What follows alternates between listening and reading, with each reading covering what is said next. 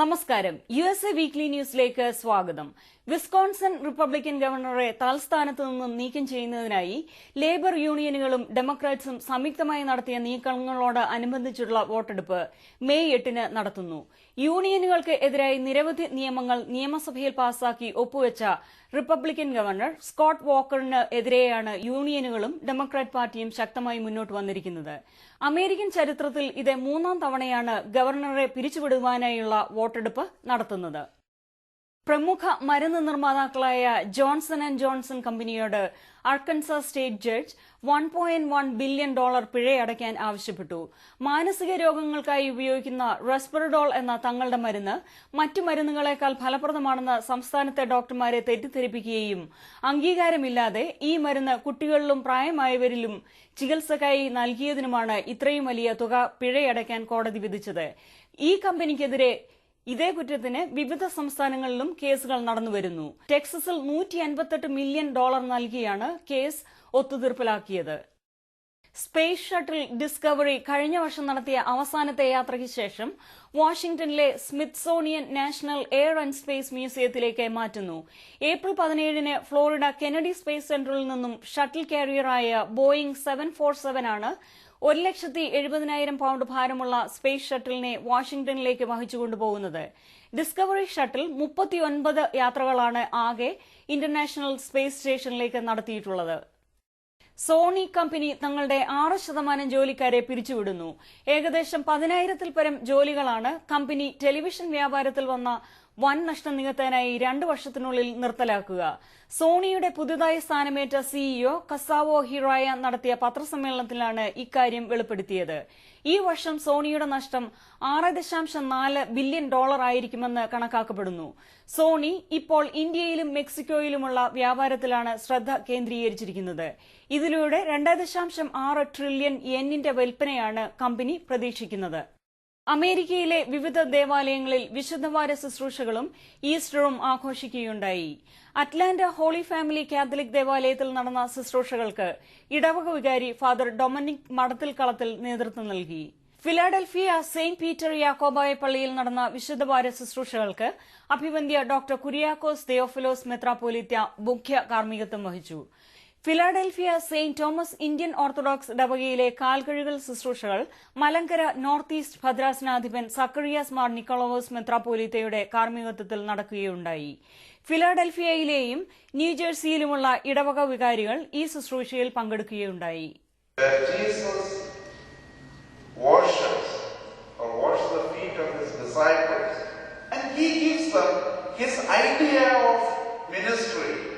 is not about being served. അതുകൊണ്ടാണ് കർത്താവ് പറഞ്ഞത് ഇത് പരസ്പരം ചെയ്യണം. അവര് 12 പേര് തന്നെയാണ്. ഇത് സഭ മൊത്തമായിട്ട് ചെയ്യേണ്ട ഒരു ശുശ്രൂഷയാണ്. And this is something we have to think that when we think of church as an exclusive club, a group of people who are trying to have some additional privileges. Exodus chapter 34, beginning to read at verse 18. You shall keep the festival of unleavened bread. 7 days you shall eat unleavened bread.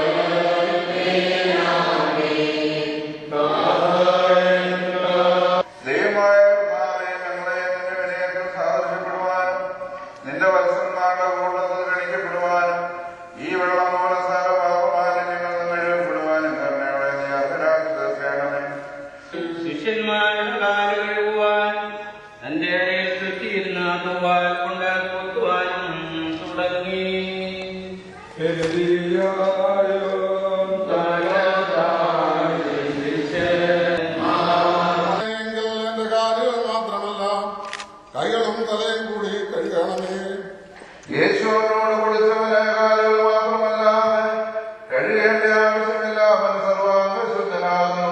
നിങ്ങൾ നിങ്ങളും ശുദ്ധിയുള്ളവരാകുന്നു, എങ്കിലും എല്ലാവരും അങ്ങനെയല്ല എന്ന് പറഞ്ഞു. യേശു തന്നെ ഏൽപ്പിച്ചു കൊടുക്കുന്നവനെ അറിഞ്ഞിരുന്നത് കൊണ്ടാകുന്നു നിങ്ങളെല്ലാവരും ശുദ്ധിയുള്ളവരല്ല എന്ന് പറഞ്ഞത്. അദ്ദേഹമാകട്ടെ അവരുടെ കാൽ കഴുകിയതിനു ശേഷം തന്റെ മേൽവസ്ത്രങ്ങൾ ധരിച്ച് പന്തിയിലിരുന്നു.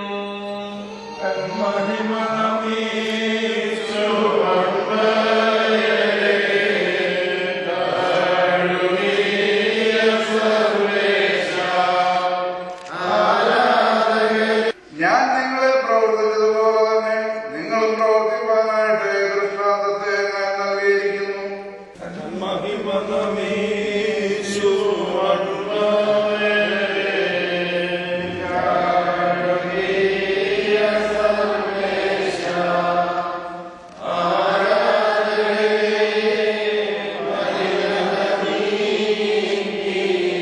അവന്റെ ദയയാൽ ഞങ്ങൾ പാപപരിഹാരം പ്രാപിക്കുകയും ചെയ്യുമാറാകണമേ.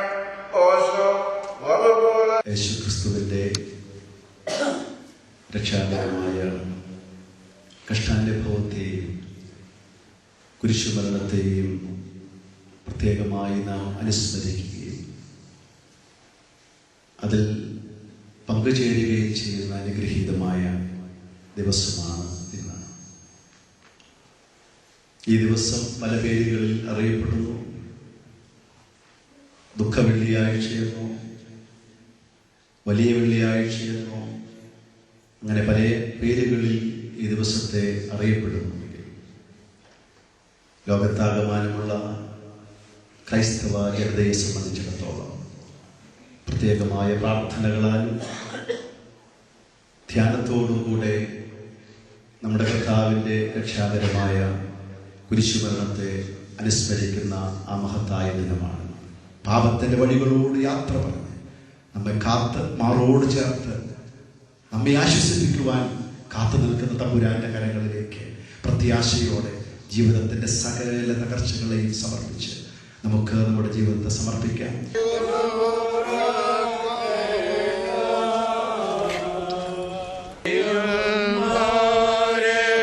തന്റെ മാതാവ് വലിയ സങ്കടത്തോടും ദുഃഖത്തോടും കൂടെ എന്റെ മകനെ നീ എവിടേക്ക് പോകുന്നു, എന്റെ വാത്സല്യവാനെ നീ എവിടേക്ക് പോകുന്നു, ഇവർ നിന്നെ എവിടേക്ക് കൂട്ടിക്കൊണ്ടുപോകുന്നുവെന്ന് ഒരു പ്രാവിനെ പോലെ കുറുകിക്കരയുവാൻ തുടങ്ങി. എന്റെ മകനെ നീ എന്തിന് നിന്നെ തന്നെ ഇവരുടെ കൈകളിൽ ഏൽപ്പിച്ചു കൊടുത്തു?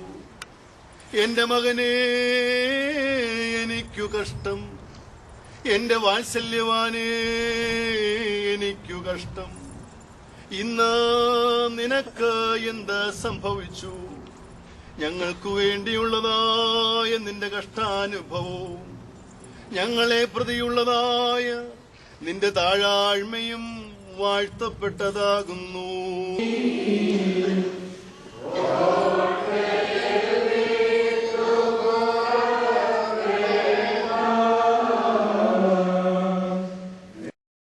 കേരള അസോസിയേഷൻ ഓഫ് ഡയാലിസിന്റെ നേതൃത്വത്തിൽ സ്ട്രോക്ക് സെമിനാർ നടത്തുകയുണ്ടായി.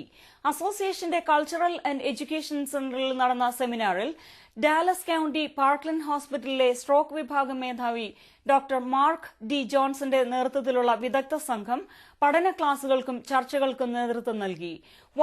വർഷം തോറും 7,45,000 പേർ സ്ട്രോക്ക് മൂലം ചികിത്സയ്ക്കായി ഹോസ്പിറ്റലിൽ എത്തുന്നുണ്ടെന്നും ഇതിൽ 1,50,000 പരം പേർ സ്ട്രോക്ക് മൂലം മരണപ്പെടുന്നുവെന്നും ഡോക്ടർ ജോൺസൺ സെമിനാറിൽ അറിയിക്കുകയുണ്ടായി. സെമിനാറിന് ശേഷം രോഗികളെ പരിശോധിച്ച് അദ്ദേഹം വിദഗ്ധ നിർദ്ദേശങ്ങളും നൽകി. ഹ്യൂസ്റ്റൺ മലയാളം സൊസൈറ്റിയുടെ സെമിനാർ സ്റ്റാഫോർഡിലുള്ള ഡിസ്കൌണ്ട് ഗ്രോസറി കോൺഫറൻസ് ഹാളിൽ വെച്ച് പ്രസിഡന്റ് ജോർജ് മണിക്കരേട്ടിന്റെ അധ്യക്ഷതയിൽ നടക്കുകയുണ്ടായി. ഈ യോഗത്തിൽ മതത്തിനും സമുദായത്തിനും അതീതമായി ചിന്തിക്കുകയും പ്രവർത്തിക്കുകയും കാലം ചെയ്ത ഡോക്ടർ പൌലോസ് മാർ ഗ്രിഗോറിയോസ് മെത്രാപ്പൊലീത്തയുടെ മാനവീയ ദർശനം എന്ന വിഷയത്തെപ്പറ്റി ചർച്ച നടത്തി. അമേരിക്കൻ ഗ്രിഗോറിയൻ മിഷന്റെ പ്രചാരകനും സാഹിത്യകാരനുമായ ജോൺ കുന്നത്ത് മുഖ്യപ്രഭാഷണം നടത്തി. Father John Varghese, Thomas Vaikathusseri, Joseph Karippayil, TN Samuel, AC George തുടങ്ങിയവർ ചർച്ചയിൽ പങ്കെടുത്തു.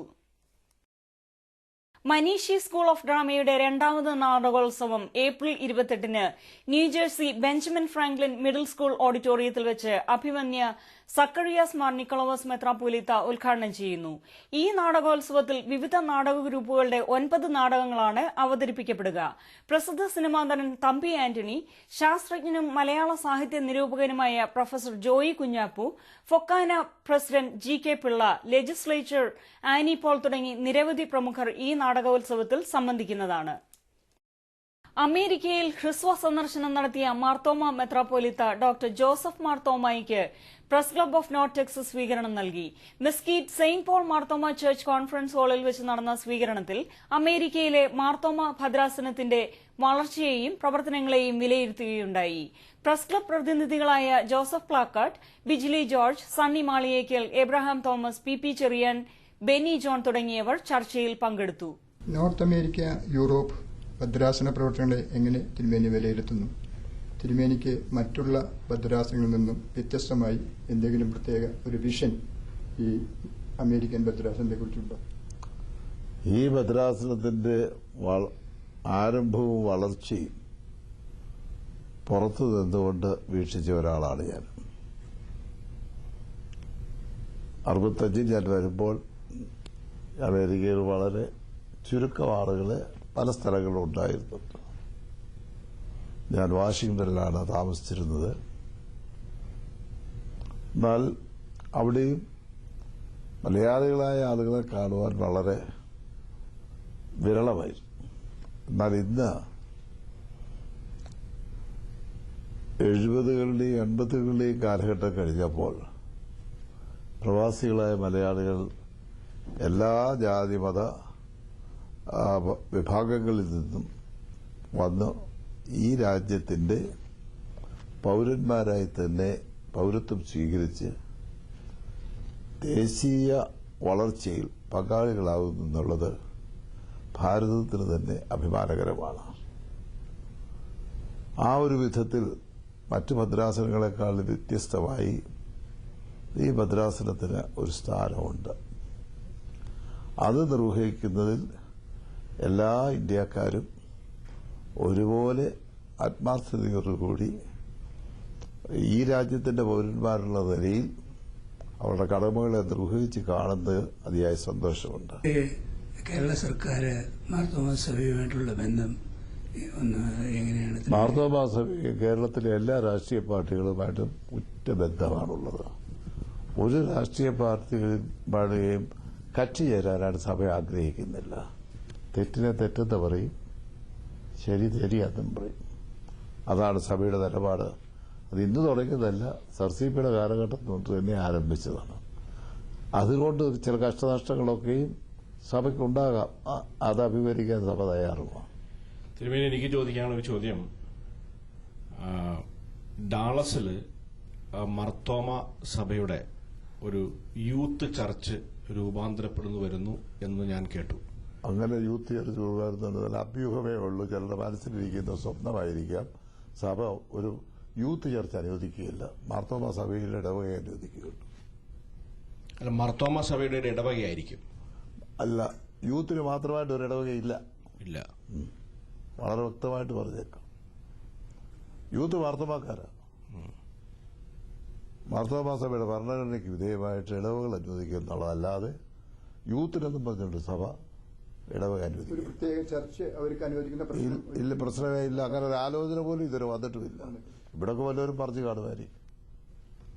പറയുന്നതിലുപരി യൂത്ത് ഒരു മോമെന്റ് നടക്കുന്നു എന്ന് ഞങ്ങൾ ഇങ്ങനെ അറിഞ്ഞു. ഇനി ഇവിടെ മാത്രമല്ല യൂത്ത്, ലോകം എവിടെയും മാർത്തോമാ സഭയ്ക്ക് യൂത്തുണ്ട്. ഒരിടത്ത് യൂത്തിന് പ്രത്യേകമായിട്ട് സഭയുണ്ടാക്കി ഇടവ് കൊടുക്കുകയില്ല. അതിന് ഒരു ഡിപ്പാർട്ട്മെന്റ് ഉണ്ട്, യുവജനസഖ്യം. ആ ഡിപ്പാർട്ട്മെന്റുകാർക്ക് അതിന്റെ സംഘടനാപരമായിട്ട് പ്രവർത്തിക്കാൻ അനുവാദമുണ്ട്.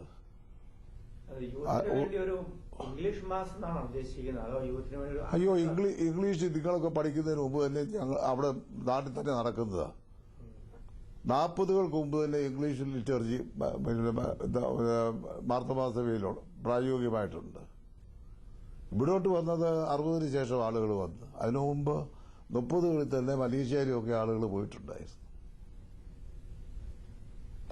അപ്പോൾ അതുകൊണ്ട് തിരുമേനി യൂത്തിന് വേണ്ടി സർവീസസിൽ എന്തെങ്കിലും ചേഞ്ചസ് വരുത്താൻ പൗരാണികമായിരിക്കുന്ന ലിറ്റർജി മാറ്റാനായിട്ട് ഒക്കെയല്ല. ഭരണഘടനയ്ക്ക് മാർത്തോമാ സഭയ്ക്ക് മാറ്റാനായിട്ട് ആർക്കും അധികാരമില്ല. ഈവൻ സഭാപ്രതിനിധിമണ്ഡലത്തിനാട്ടെ എപ്പിസ്കോപ്പൽ സിനഡിനാട്ടെ മാറ്റപ്പെടാൻ പാടില്ലാത്ത ചില വ്യവസ്ഥകളുണ്ട്. ആ വ്യവസ്ഥയൊക്കെ കൈ തൊടാനായിട്ട് യൂത്ത് ഇന്ന് മാത്രം ഉണ്ടായതല്ല, 60കൾക്ക് മുമ്പും യൂത്ത് ഉണ്ടായിരുന്നു. ഇന്നത്തെ യൂത്ത് ആണെന്ന നിലയിൽ ഒരു വിധത്തിൽ പറഞ്ഞു കഴിഞ്ഞാൽ വേണ്ടതുപോലെ പ്രായോഗികമായ കാര്യങ്ങൾ ഇൻവോൾവ് ചെയ്യുന്നില്ല. They do have an affluent life and easy life, but they are not courageous to face a critical situation. അത്ര കമ്മിറ്റ്മെന്റ് ഇല്ലെന്നാണോ? കമ്മിറ്റ്മെന്റ് അല്ല, അഫ്ലുവൻസ് കൊണ്ട് ഇതൊന്നും ഈ വിധത്തിലുള്ള എക്സ്പീരിയൻസ് ഇല്ല. അതായത് പ്രായമായ ആളുകൾ വളർന്നു വന്നതായുള്ള സാഹചര്യങ്ങളെക്കുറിച്ചുള്ള അവബോധമില്ലാതെ ഇന്നത്തെ സാഹചര്യങ്ങളെ കണ്ടുകൊണ്ട് സഭ രൂപാന്തരപ്പെടുകയില്ല. യങ് കപ്പിൾസും യൂത്തും കൂടെ ചേർന്നൊരു ചർച്ചയാണ് ഉദ്ദേശിച്ചേക്കുന്നത്. അങ്ങനെ സെപ്പറേറ്റ് ചർച്ച അനുവദിക്കുകയില്ല. പക്ഷേ മാർത്തോമാ സഭയിൽ അങ്ങനെയുള്ളവർക്ക് സെപ്പറേറ്റ് ആയിട്ട് കൂടാനായിട്ട് പരിപൂർണ സ്വാതന്ത്ര്യം ഭരണഘടന കൊടുത്തിട്ടുണ്ട്. അതുപോലെ തന്നെ നടന്നു വരുന്നുമുണ്ട്. അവരെ വേറെ പട്ടക്കാരാക്കി ഒരു കൊണ്ടുപോകാനായിട്ട് സഭയ്ക്ക് ഭരണഘടനാപരമായിട്ട് അനുവദിക്കാനും ഒക്കെയല്ല. പ്രായമായവരുടെ ഗൈഡൻസ് ഇല്ലാതെ ഇവരെ മാത്രം ഒരു സഭയായിട്ട് വിട്ടുകഴിഞ്ഞാൽ അത് ഗുണത്തെക്കാൾ ദോഷമേ ചെയ്യുള്ളൂ. ഭരണഘടന അനുസരിച്ച് 50 ഫാമിലി ഒപ്പിട്ട് 50 ഫാമിലി എന്ന് പറയുന്നത് അതിനൊക്കെ നിർവചനം വേണ്ടി വരും കൂടുതലായിട്ട്. ചെറുപ്പക്കാരായിരിക്കുന്ന 50 ഫാമിലിക്കാർക്ക് ഒരു ഇടവ ഗുണമെന്ന് പറഞ്ഞാൽ കൊടുക്കുകയില്ല. ഡാളസിൽ ഓൾറെഡി തന്നെ ഒരു നീക്കം നടന്നു കഴിഞ്ഞു. നീക്കം നടന്നതിനിടയിൽ അവരുടെ വീട്ടിലിരിക്കും. ഞാൻ മാർത്തോമാ സഭയുടെ പത്രാപൂരത്തായിട്ടാണ് പറയുന്നത്, നടക്കുക അനുവദിക്കുകയില്ല. അങ്ങനെ നീക്കം ഞങ്ങളെ അറിയിച്ചിട്ടില്ല ഇതുവരെ. ഇവിടെ വീട്ടിൽ നിന്നുകൊണ്ട് നീക്കിയാൽ കാര്യം നടക്കും. അതായത് ഇവിടെ പഠിച്ചു വളർന്ന യൂത്ത്സ് ഒരു വർഷത്തെ training. They are not superior. I will not say that a student who has studied in America is superior than a student who has studied in England. അങ്ങനെ അതൊരു ഇംഗ്ലണ്ടിനെ കുറിച്ച് എന്ത് പറയേണ്ടതാണ്? Or even in India. അവര് പട്ടക്കാരായി വന്നു കഴിഞ്ഞാൽ സഭയ്ക്ക് നമ്മൾ ഉദ്ദേശിക്കുന്ന തരത്തിൽ ഒരു നേതൃത്വം കൊടുക്കുക. അത് കണ്ടറിയണം. ഞാൻ പറയാം, അതിനെക്കുറിച്ച് ഞാൻ കൂടുതൽ പറയുന്നില്ല. കണ്ടറിയണം അവർ പ്രയോജനകരമാകുന്നോ അതോ അല്ലയോ എന്നുള്ളത്. അപ്പൊ ഞാൻ എന്നെ പറഞ്ഞാൽ നാട്ടിലുള്ള കുട്ടികളെക്കാളും വളർന്നൊരു തലമുറയെക്കാളും ധാർമ്മികമായിരിക്കുന്നതായുള്ള ചില ഉറച്ച നിലപാടുകളും ധന്യതയുമുള്ളവരാണ് അമേരിക്കയിലുള്ളവരാണ്. അമേരിക്കയിലെ ഈ ഇന്നത്തെ സ്വാതന്ത്ര്യം അനുഭവിക്കുന്ന ഈ സൊസൈറ്റിയിൽ. എന്നാൽ നാട്ടിലേതിലാണെന്ന് വരികിൽ നിശ്ചയമായിട്ടും ഈ ഇത്രയും നിലവാരം നമുക്ക് പറയാനൊക്കുകയില്ല. പണത്തിനു വേണ്ടി ഏതു വിധത്തിലും ചെയ്യാനായിട്ട് താല്പര്യപ്പെടുന്നവർ കാണും. അതായത് നമുക്ക് കാണുന്നതായിട്ടുള്ള വലിയ അപകടം. അതായത് പണം വേണം, അതിനേത് മാർഗത്തിലും സ്വീകരിച്ചാലും വേണ്ടില്ല, പണം ഉണ്ടായാൽ മതിയെന്ന് വിചാരിക്കും. അതിന്റെ ഫലമായിട്ടുള്ള ഒരുപാട് ദുരന്തങ്ങൾ സമൂഹം ഇന്ന് അനുഭവിച്ചുകൊണ്ടിരിക്കുക. അത് അമേരിക്കൻ സൊസൈറ്റിയിൽ അനുഭവിക്കുന്നില്ല ഇപ്പോഴും. തിരുമേനി, നാട്ടില് തിരുമേനിയുടെ ഒരു മൂവ്മെന്റോ അല്ലോ ഒരു ന്യൂസ് കേട്ടു ഓർത്തഡോക്സ് സഭയിലെ ചില അനുരഞ്ജനത്തിന് വേണ്ടി തിരുമേനി ശ്രമിക്കുന്നെന്ന്. ഞാൻ അറിഞ്ഞിട്ടില്ല. അറിയാത്ത കാര്യങ്ങൾ പലതും. ഓർത്തഡോക്സ് സഭയിൽ ഇപ്പോഴത്തെ നിലയിൽ അനുരഞ്ജനവും ഉണ്ടാവുകയില്ല. രണ്ടു കൂട്ടർക്കും മാനസികമായിരിക്കുന്നതായ ഒരു രൂപാന്തരം ഉണ്ടാവണം. അല്ലാതെ ഒരനുരഞ്ജനവും സർക്കാർ വിചാരിച്ചാൽ പോലും നടക്കുകയില്ല. അത് വളരെ വളരെ വ്യക്തമായിട്ടാണ്. ഒരു മാനസികമായിരിക്കുന്ന ഒരു അനുരഞ്ജനത്തിനുള്ള ഒരു രൂപാന്തരം ജീവിതത്തിൽ ഉണ്ടാകാതെ ആ സഭയിൽ ഒരു സമാധാനവും ഉണ്ടാകുകയില്ല. വഴി കിടന്ന് തല്ലു വാങ്ങിക്കാവുന്നുള്ളതല്ലാതെ അത് കവിയോന്നൊന്നും നമ്മൾ പ്രതീക്ഷിക്കേണ്ടതില്ല. അതാരായാലും. ഓർത്തഡോക്സ് സഭയിൽ ഞാനും സഭയുടെ അനുരഞ്ജനത്തിന് ഞങ്ങളാരും പറഞ്ഞാൽ അവർ കേൾക്കുകയില്ലെന്ന് ഞങ്ങൾക്ക് നിർബന്ധം അറിയാവുന്നതുകൊണ്ട് ഞങ്ങൾ പറയാൻ പോവില്ല. മൂല്യാധിഷ്ഠിത ജനാധിപത്യമായിരുന്നു അമേരിക്കയുടെ ആയിരുന്നാലും ഇന്ത്യയുടെ ആയിരുന്നാലും ജനാധിപത്യ വ്യവസ്ഥയുടെ അടിസ്ഥാനം. ഇന്ന് ഈ കാര്യങ്ങൾ വളരെ മൂല്യശോഷണം വന്നിട്ടുണ്ട്. ഏതൊക്കെ രംഗത്താണ് തിരുമേനി ഒന്ന് സ്പെസിഫൈ ചെയ്യാം? എല്ലാ രംഗത്തും, ഭരണരംഗത്തായിരുന്നാലും കറപ്ഷനായിരുന്നാലും കൊള്ള, പിന്നെ രാജ്യത്തിന്റെ പോളിസി നിഗമനത്തിലാണെങ്കിലും കൊള്ള, ഭരണരംഗത്താണെന്നതിൽ നമുക്കറിയാം മൂല്യശോഷണം വന്നിട്ടുണ്ട്. അതുപോലെ തന്നെ കറപ്ഷൻ. ഇന്നത്തെ കാലത്ത് എല്ലാവരും കറപ്ഷൻ പറയുന്നു. ആരാ കറപ്ഷന് കാരണക്കാര്? ഈ പറയുന്നവർ ഓരോരുത്തരുമാണ്. ഞാൻ കൈക്കൂലി കൊടുക്കാതിരുന്നു കഴിഞ്ഞാൽ എന്റെ കാര്യം സാധിക്കുകയില്ല. ഞാൻ അതുകൊണ്ട് ഒരു കൈക്കൂലി കൊടുക്കുന്നു. എന്നിട്ട് മറ്റുള്ളവർ കറപ്ഷനാണെന്ന് പറയുന്നതിനകത്ത് അർത്ഥമില്ല. കൈക്കൂലി കൊടുക്കുന്നവനാണ് കറപ്ഷന്, അല്ല വാങ്ങിക്കുന്നവനേക്കാൾ കൂടുതൽ കറപ്ഷന് കാരണക്കാരൻ കൈക്കൂലി കൊടുക്കുന്നവനാ കാര്യസാധ്യത്തിന് വേണ്ടി. ഇന്ന് ഏതെങ്കിലും ഒരു കാര്യം ഒരു ശുപാർശ കൂടാതെ സാധിച്ചു കിട്ടുമോ?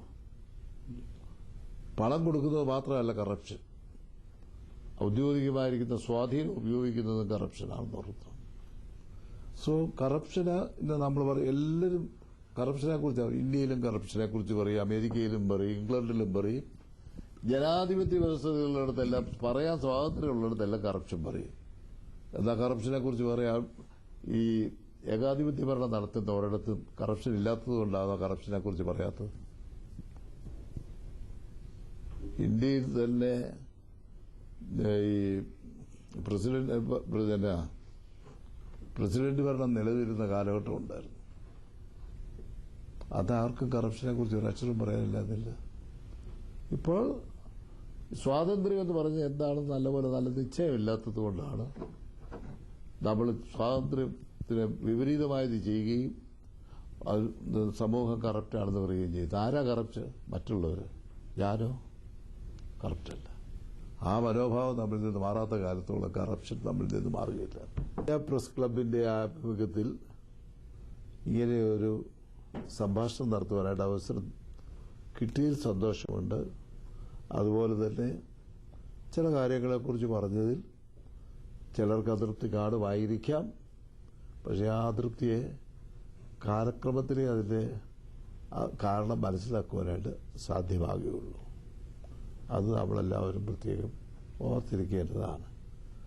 ഒരു സമൂഹമെന്ന് പറയുന്നത് വൃദ്ധരായിരിക്കുന്ന മാതാപിതാക്കളും മധ്യവയസ്കരായിരിക്കുന്ന മാതാപിതാക്കളും അവരുടെ കുഞ്ഞുങ്ങളും ചിലപ്പോൾ കുഞ്ഞുങ്ങളുടെ കുഞ്ഞുങ്ങളും ഉൾക്കൊള്ളുന്ന ഒരു യൂണിറ്റായിട്ട് കാണണം. അല്ലാതെ അപ്പനും അമ്മയും മക്കളും മാത്രം കാണുന്ന ഒരു ന്യൂക്ലിയർ ഫാമിലിയായിട്ട് കണ്ടാൽ ആ ഫാമിലിക്ക് വരും കാലങ്ങളിൽ വരുമ്പോൾ ഇളം തലമുറ അവരും ന്യൂക്ലിയർ ആകും. ഇപ്പോൾ ന്യൂക്ലിയർ ആണെന്ന് പറയുന്നവർ പുറന്തള്ളപ്പെടുമെന്നുള്ളത് വിസ്മരിക്കരുത്. USA വീക്ക്ലി ന്യൂസ് പൂർണ്ണമാവുന്നു. നന്ദി, നമസ്കാരം.